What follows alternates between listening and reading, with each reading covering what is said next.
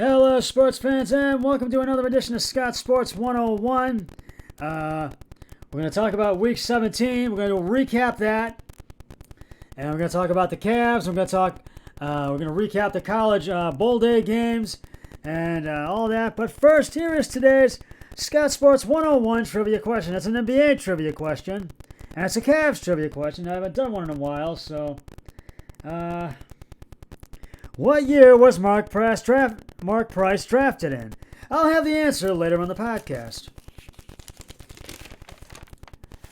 Well, the Browns are battling the Steelers right now at Heinz Field in Pittsburgh.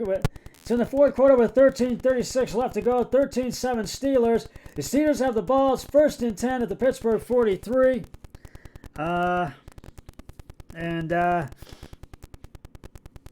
As you know, this does not mean anything because the Browns were eliminated officially from playoff contention because the Bengals won and the Steelers won.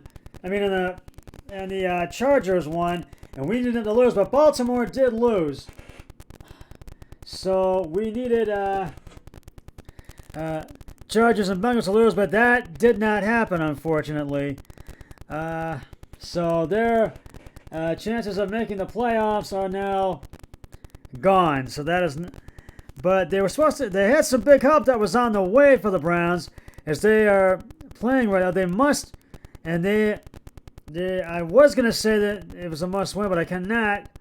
They activated 8 players, including 3 defensive starters off COVID-19 Monday last week, and it was defensive end Jadeveon Clowney, who was playing, guard Drew Forbes, and inside running back Ronnie Harrison, cornerback Troy Hill, running back Kareem Hunt, but he is not playing tonight because that leg would not let him, and defensive tackle Malik Dowell,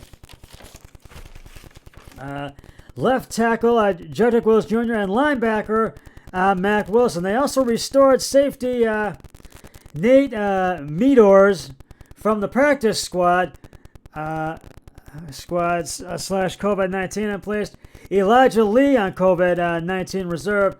The defensive starters are Clowney, Harrison, and McDowell. Hill will also play a lot as the nickel if he's healed enough from his knee injury, and I do believe he is playing. But it's bad news for it's bad news for the Steelers quarterback Ben Roethlisberger, is coming off a 36-10 beatdown by the Chiefs and could be playing in his last career game tonight at Heinz Field, but they're leading right now 13-7 with 11:30 to go in the fourth quarter. Steelers got the ball back. Cleveland must have gotten, the Browns went 3 and out, so they had to kick off. It's 1st and 10 at the Cleveland at the Browns 34. A division game, an opponent that we know really well, very well coached, and a bunch of great players. So we know that it's going to be a 60-minute fight. Browns coach Kevin Stefanski said during a Zoom conference on Monday of last week, we get that. That's what we expect. Stefanski said Wills will go back to his left tackle spot if healthy, which moves 2-week replacement Joel Bitonio back to inside left guard. Hunt, if significantly recovered, but he's not from his ankle injury, he would have helped take some of the load off Nick Chubb and provide some punch in the passing game, but he's not able to play tonight. Hunt rushed for 48 yards and 2 TDs in the Browns' 48-37 victory over the Steelers in the wild card round last season. The return of Clowney is huge, especially with Myles Garrett gutting it out through a serious groin injury, and Taka McKinley out for the season with a ruptured Achilles. In addition to disrupting the quarterback, Clowney is excellent against the run. The addition of 3 defensive starters for the do-or-die game, but it's not so much a do-or-die game now because we are eliminated from playoff contention. gives the Browns their healthiest defense since the season began. They almost beat Aaron Rodgers and the Green Bay Packers, who are 12-3 without three of their starters. Hill, as well as cornerback Greg Newsome, who is still on the virus list, and safety John Johnson III sat out with a hamstring injury. The Browns might also have Newsome and Johnson back in time for this game tonight, which I think they do, which would help a lot. But hopefully the Browns can score. They've got 9:55 left to go in the fourth quarter. It's still 13-7. 4th and 7 at the Browns 31. Steelers have the ball. And Chris Boswell just kicked a 50-yard field goal attempt, so that means it's 16-7. The Browns really need to score, and they need to get a 2-point conversion to cut the lead to 1. Or to tie the game, excuse me. Holding the Packers to that amount of points again in that building when they have the ability to run their offense, and the quarterback does a great job, was a big deal, Stefanski said. Obviously, we could have played better in the first half, and we gave up a couple of plays there in the red zone that we can be better as players and as coaches. We can just do a better job that first half, and they need to do that. And having said that, second half defense was really good again. Limiting the amount of points in that building, I think, is a big deal. The moves leave 9 players on COVID reserve, including center J.C. Treader, defensive tackle Jordan Elliott, and kicker Chase McLaughlin. All three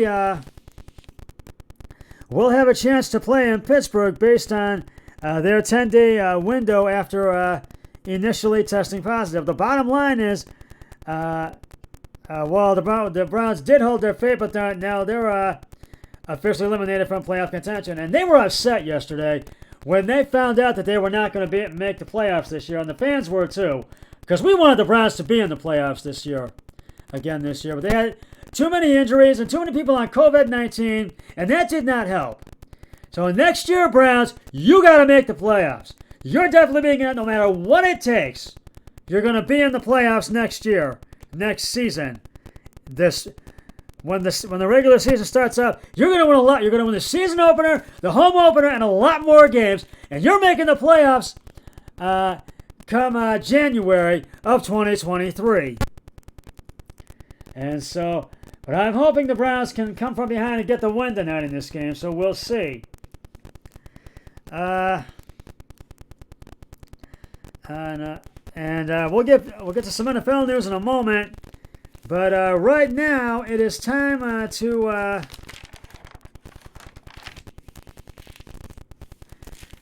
reveal the answer to today's Scott Sports 101 trivia question. What year was Mark Price drafted in? If you said 1986, you are correct. Mark Price was the 25th pick in the second round. He played from 1986 to 1998. Price went to Georgia Tech, and when his career was over, he coached high school basketball. I'll have another trivia question on my next podcast, so stay tuned for that. Now, we got some NFL news. We lost a big name in the NFL coaching Hall of Fame and broadcaster. Hall of Fame coach and NFL broadcaster John Madden passed away last Tuesday at the age of 85. John Madden coached in some of his most iconic games in NFL history. Those that included the immaculate reception of the Sea of Hands, the Ghost to the Post, and the Holy Roller. Madden also led the Raiders to the franchise's first championship triumph over the Vikings in Super Bowl VI. But Madden, who died Tuesday at 85, once said that his proudest moment as the Raiders coach came in a game that has received little to no fanfare. In fact, before the game, many expected the Raiders to lose on purpose. On December 6th, 1976, Madden's team hosted the Cincinnati Bengals on Monday night in a game that had major playoff implications. If the Raiders won, that would put the Steelers, who had defeated the Raiders in the last two AFC Championship games, in the playoffs. If the Raiders lost, the Bengals would make the playoffs while eliminating the Steelers. And so the thinking was they don't want to play Pittsburgh, they want to play Cincinnati. So they are going to go lose. That's the worst thing that you can say about someone. That they can lose on purpose. Just for the sake of football, just for the sake of what's right for you, what's right, you've got to go and win.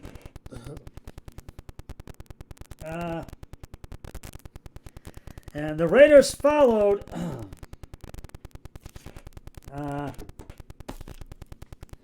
the lead of their head coach,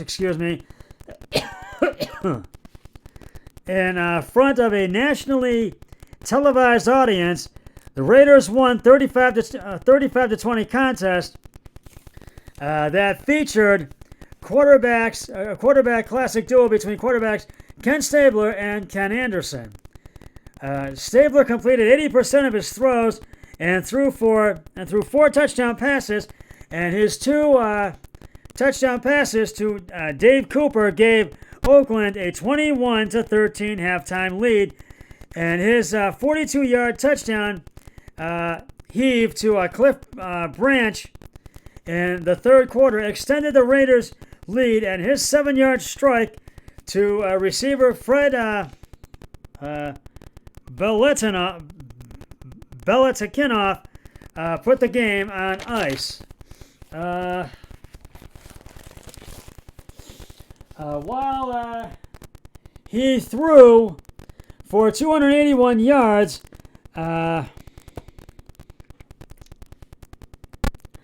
Anderson threw 3 interceptions against Oakland's savvy secondary, led by Willie Brown, Jackie Tatum, and George Atkinson.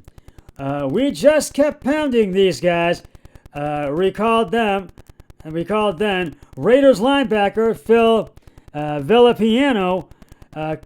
Coach then wanted and annihilated, and we did to them. The win was just one of 103 regular season victories, for Madden, whose career winning percentage was 759, is the highest in NFL history of any coach with 100 or more wins. But because of the situation and how his team played on that night, that game was uniquely special to Madden. We knocked Cincinnati out of the playoffs, and we put Pittsburgh in, Madden said. That Monday night game was the most proud game that I have ever coached in my life. The Raiders would ultimately face the Steelers once again in the AFC Championship game.